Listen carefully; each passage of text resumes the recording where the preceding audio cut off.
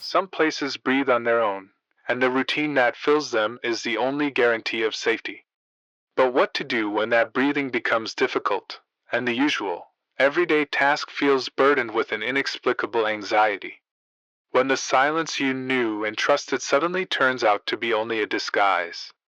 This story is about the moment when the usual order cracks. About that single, sharp sound that comes from a forbidden place, turning an ordinary evening into an overheard nightmare. The warehouse settled into its usual evening quiet, a symphony of subtle creaks and groans that Arthur, in his 20 years here, had come to recognize as the building's own breath. Tonight, however, the breath felt heavier, burdened by an unusual task. He was to dispose of a batch of old mannequins, destined for the incinerator. They sat in the receiving bay, a silent, lumpy army swaddled in thick, crinkling bubble wrap, each one a ghostly white shroud against the dim industrial lighting. Arthur, a man whose life was etched in the steady rhythm of routine, found a peculiar unease in their presence. They were remnants of a brighter, more vibrant past, figures that once adorned shop windows with forced smiles and plastic perfection, now discarded like forgotten dreams. He approached the first one, its form still vaguely discernible beneath the cushioning, and began the process of loading them onto the pallet jack.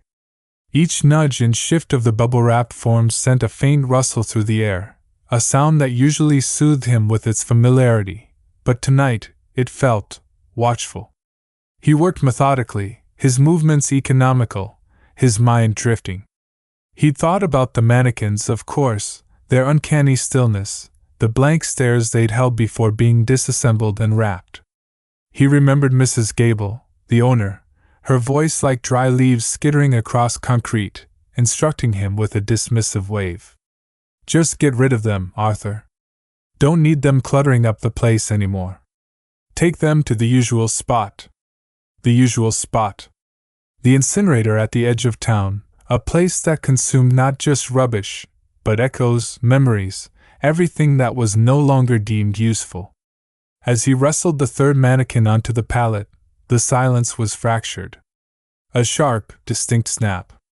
It wasn't the groan of old metal or the sigh of settling dust. This was the sound of tension giving way, of something brittle breaking under pressure. It came from the adjoining section of the warehouse, a vast, cavernous space usually kept locked, used for overflow storage of, well, Arthur wasn't entirely sure. He'd never been inside. Mrs. Gable had always been firm on that point. That's private, Arthur. Not for your eyes. He froze, his hands still on the pallet jack's handle. His gut, usually as reliable as the ticking clock on the wall, twisted. He told himself it was the old building, settling in a new way. But the snap had been too sudden, too deliberate. It was the sound of bubble wrap, he realized with a jolt, the specific, percussive pop of the tiny air pockets being ruptured. And it had come from inside the locked room. He strained his ears. Silence. Had he imagined it? The night was doing its usual trick of amplifying every minor detail, turning the mundane into the menacing. He shook his head, a small, involuntary gesture of self-reassurance. He was alone. Just him, the mannequins, and the industrial hum of the building. Then another snap. Closer this time, distinct and undeniable. Followed by a faint rustling, the soft drag of something against the floor. Arthur's breath hitched. He looked towards the heavy steel door that separated him from the forbidden zone. It was securely shut, the padlock gleaming dully in the dim light. He told himself to ignore it, to finish his job. But his body refused to cooperate. A prickle of unease crawled up his spine, raising the fine hairs on his arms. He felt a sudden, overwhelming urge to flee, to bolt out the main loading bay doors and into the indifferent night. Yet something held him rooted to the spot, a morbid curiosity, perhaps, or the ingrained obedience of a man who had always followed orders without question. He slowly released the pallet jack, its wheels groaning faintly. He took a tentative step towards the dividing door, his eyes fixed on its solid surface. The sounds continued, more pronounced now. A muffled thud, another series of sharp snaps, then a distinct, almost human sigh. Arthur's heart hammered against his ribs. It couldn't be. He was the only one with a key to this sector. He swallowed, his throat suddenly dry. He remembered overhearing Mrs. Gable once, muttering to herself about that peculiar little side business she kept tucked away. He dismissed it as the ramblings of an aging woman, but now, the words took on a sinister resonance. He never questioned it, never pried. His job was to maintain, to clear, to dispose. Not to uncover. He reached out a trembling hand, not to the padlock, but to the cold steel of the door itself. It was smooth, unyielding. He pressed his ear against it, his breath fogging the metal. The sounds from within were clearer now, a symphony of unseen activity. It was like listening to a miniature storm raging on the other side. The popping of bubble wrap wasn't random. It was rhythmic, almost surgical. There was a scraping, a shuffling, and then, what sounded undeniably like the soft, wet tearing of plastic.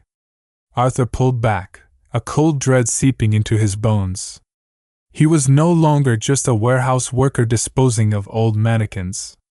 He was a witness, an accidental eavesdropper on something that was not meant to be heard. He looked back at the lumpy shapes of the mannequins, their shrouds suddenly feeling less like protection and more like cocoons. Were they just old props, or something else? Had they been used? He thought of the peculiar scent that sometimes wafted from the locked room, a faint, metallic tang he'd never been able to place. He'd attributed it to industrial cleaning agents, or perhaps some forgotten chemical spill in a building this old. But now, the scent seemed to connect with the sounds, to imbue them with a darker meaning. He imagined figures moving in the darkness beyond the door, their hands busy with the bubble wrap, their movements precise and unhurried. He pictured them unwrapping the mannequins, their faces hidden, their purpose unknown. He tried to conjure an image of what could be happening, but his mind, trained in logic and order, balked at the possibilities. He took a step back, then another, his eyes still locked on the door. The sounds from within began to subside, the frantic popping replaced by a slower, more deliberate unraveling. A heavy thump, as if something substantial had been placed down. Then, a low, guttural whisper. So faint Arthur couldn't decipher the words, but the tone was unmistakable, urgent, excited, almost reverent. He felt a profound sense of violation, not just of the warehouse's quiet sanctity, but of his own carefully constructed ignorance. He was a man of simple duties, and this was beyond his comprehension. He looked at the lone loading bay door at the far end of the room, its outline a beacon of escape. But his feet were heavy, as if rooted to the spot by an unseen force. He imagined the people inside, their faces illuminated by the glow of a hidden light source, their hands stained with something dark. He pictured them holding up a newly unwrapped form, its plastic limbs stiff and unbending, examining it with a strange, possessive fascination. He could almost hear their hushed exclamations, their shared secrets. He knew, with a certainty that chilled him to the bone, that he should not be here. He should have finished his task and left, dismissing the sounds as the whims of an old building. But he was here. And he had heard. The rustling stopped. The sounds ceased entirely. A profound silence descended, heavier and more unsettling than before. Arthur held his breath, waiting for another sound, another clue. But there was only the persistent hum of the warehouse, a sound that now seemed to mock his fear. He looked at the mannequins again. Their shrouded forms seemed to shift in his peripheral vision, as if breathing shallowly. He wondered if they were aware of what was happening next door, if they sensed the unseen hands that had emerged from the darkness, the whispered words that had echoed through the walls. He turned his back to the forbidden door, his muscles screaming at him to run. He forced himself to look at the pallet jack, at the tasks that still remained. He had a job to do. But the image of the unwrapping, the popping, the snaps, was burned into his mind. He knew, as he began to push the pallet jack towards the loading bay, that the quiet evening had been irrevocably shattered, and that the silence from the other room was the most terrifying sound of all. He would finish his work, he told himself, and then he would leave. But he would never forget what he had heard. And he would never look at a discarded mannequin the same way again. The questions, like the persistent hum of the warehouse, would linger. What was in that room? Who were they? And what were they doing with the mannequins? The answers, he suspected, were far more disturbing than his imagination could conjure. Arthur's world was quiet again. He had finished his work.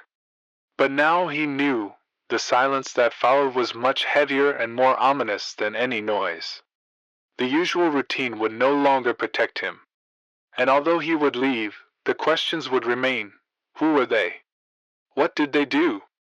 And most terrifying of all, what did they release? He would forever remain a witness who heard the horror unfold from within. And now he knew that some objects could not simply be disposed of.